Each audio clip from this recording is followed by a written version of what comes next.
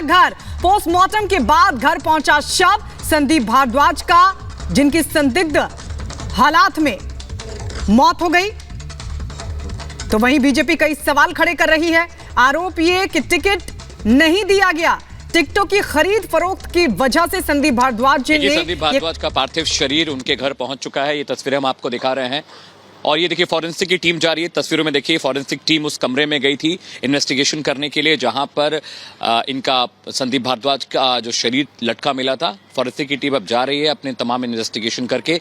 Delhi police की team अभी भी इनके संदीप भारद्वाज के घर पर है और परिवार से जो हमारी बातचीत हुई उन्होंने साफ साफ कहा है कि किसी भी तरह का तनाव नहीं था, बिल्कुल ठीक से खा पी रहे थे। कल दोपहर में उनसे आखिरी बार बात हुई है और शाम को जब 3 बजे खाना खाने के वक्त उनको जब फ़ोन किया गया तो उन्होंने फ़ोन नहीं उठाया। उनके एक दोस्त ने भी उनको फ़ोन किया था।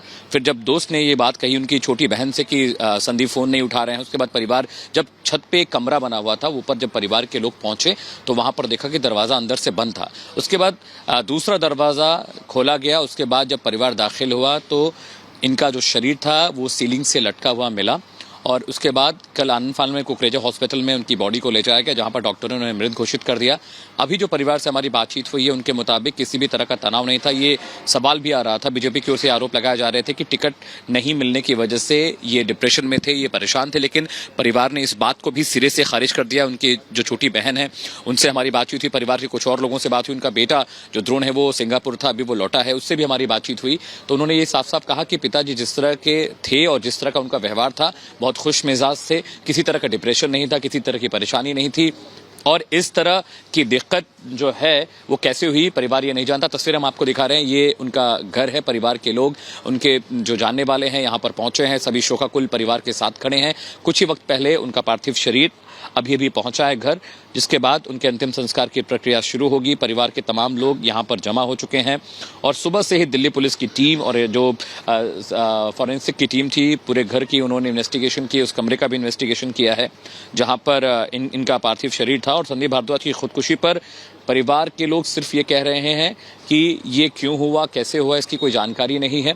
और जब ये पूछा गया कि क्या किसी तरह के अवसाद, किसी तरह के तनाव में थे संदीप भारद्वाज, तो परिवार ने कहा कि बिल्कुल उनकी बातचीत से, उनके व्यवहार से बिल्कुल ऐसा नहीं लगा कि वो डिप्रेशन में हैं या उन्हें कोई परेशानी है या किसी चीज़ को लेकर दिक्कत है। हालांकि 14 तारीख को जिस दिन नॉमिनेशन फाइल हुआ था एमसीडी चुनावों के लिए, उस दिन उनकी तबीयत थोड़ी बिगड़ी थी तो यहाँ पर एक पास का अस्पताल है, वहाँ पर उनको दाखिल कराया गया। 2 दिन वो वहाँ पर एडमिट भी रहे। तो जब परिवार से पूछा क्या हार्ट अटैक की दिक्कत थी तो उनकी जो छोटी बहन, उन्होंने कहा कि थोड़ा सफोकेटेड फील कर रहे थे, सांस लेने में थोड़ी दिक्कत आ रही थी, इसलिए उनको पास के हॉस्पिटल में दाखिल कराया गया था, जिसके बाद उनकी तबीयत बिल्कुल ठीक हो गई थी। 2 दिनों के बाद वो घर लौटे थे और कल शाम 4:30 बजे इस बात का पता चला कि उन्होंने खुदकुशी कर ली है। परिवार के लोग ये कह रहे हैं कि उनकी जो छोटी बहन है वो उस वक्त अपने ऑफिस में थी, घर पे कोई था नहीं। इनके संदीप भारद्वाज के एक मित्र हैं, वो लगातार इन्हें फ़ोन कर रहे थे। जब उन्होंने फ़ोन नहीं उठाया तो परिवार के लोगों को पता चला कि वो रिस्पॉन्ड नहीं कर रहे हैं और जब परिवार ऊपर पहुंचा तो वहां पर देखा कि सीलिंग से उनकी जो बॉडी है वो लटकी हुई है।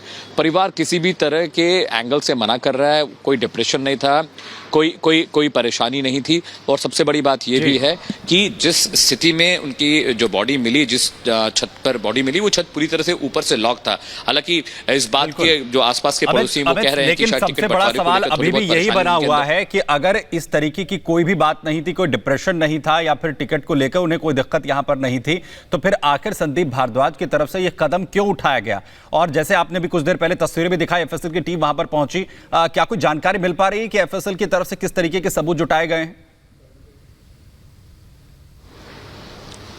देखिए, अमी फॉरेंसिक ने जो हमसे ऑफ द कैमरा बात की, उन्होंने कहा कि हम जो जिस कमरे में उनकी बॉडी मिली थी, उस कमरे में जिससे उनका पार्थिव शरीर लटका मिला था, वो रस्सी और जो आसपास का पूरा इलाका था जहां पर कुछ बाल के टुकड़े मिले हैं, कुछ कपड़े मिले हैं, एक चप्पल मिली है, साथ ही साथ उस कमरे के अंदर का पूरा एंगल की कहां से एंट्री है, कहां से एग्जिट है, ये तमाम चीज़ें फॉरेंसिक टीम ने देखी थी। और परिवार से भी पूछा था कि सबसे पहले कमरे में कौन पहुंचा, किसने देखा, किसने सबसे पहले इत्तला की पीसीआर को, तो उनकी छोटी बहन और संदीप के जो एक दोस्त हैं वो सबसे पहले कमरे में पहुंचे थे और वहां पर जब उन्होंने देखा तो दरवाजा बंद था। दूसरी तरफ से दरवाजा तोड़ा गया, खोला गया और वहां से जब पीछे की बालकनी से वो दाखिल हुए तो उन्होंने देखा कि जो संदीप भारद्वाज है उनकी बॉडी सीलिंग से लटकी हुई है।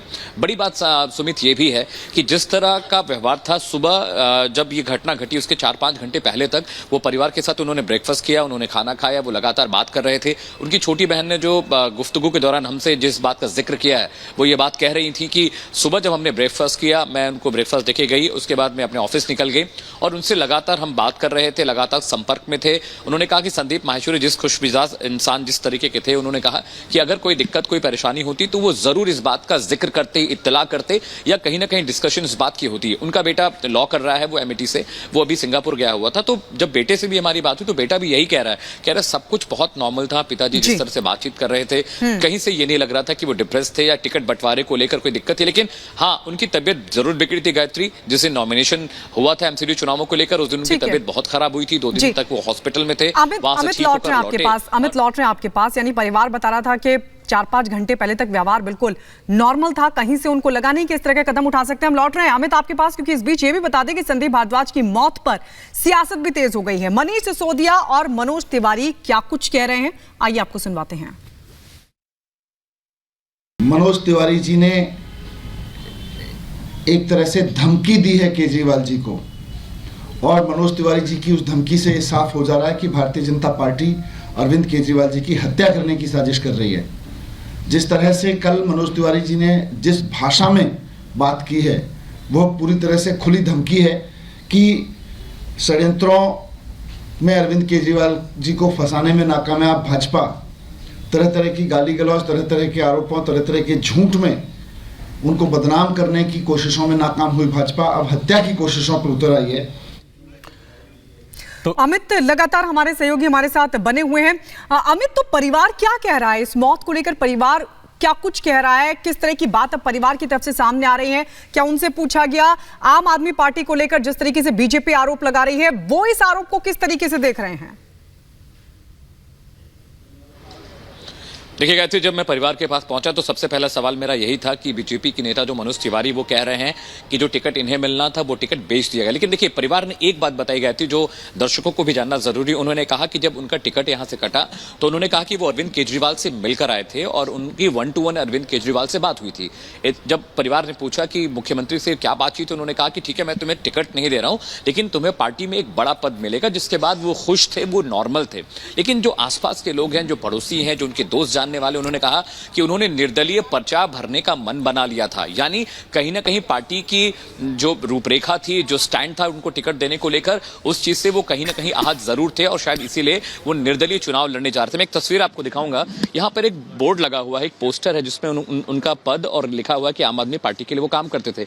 इसका फेस कवर कर दिया गया है। देखिए, अगर आप देखें तो मेरे कैमरा पर्सन रोहित आपको दिखाएंगे गए तो ये तस्वीर भी देखनी जरूरी है और समझना जरूरी कि आखिर इसका मतलब क्या था। देखिए, यहां पर एक बोर्ड लगा हुआ था जिसपे उनका पद और पार्टी का नाम, आम आदमी पार्टी का नाम लिखा था, लेकिन देखिए उसको व्हाइट प्लास्टिक शीट से कवर कर दिया गया। अब इसका मतलब समझिएगा, एक नेता जो काफी वक्त से पार्टी में लगा हुआ था, टिकट का प्रबल दावेदार था, आसपास के जो पड़ोसी हैं, जो उनके मित्र हैं, वो गायत्री कह रहे हैं कि वो प्रबल दावेदार टिकट के थे लेकिन टिकट उनको नहीं मिला।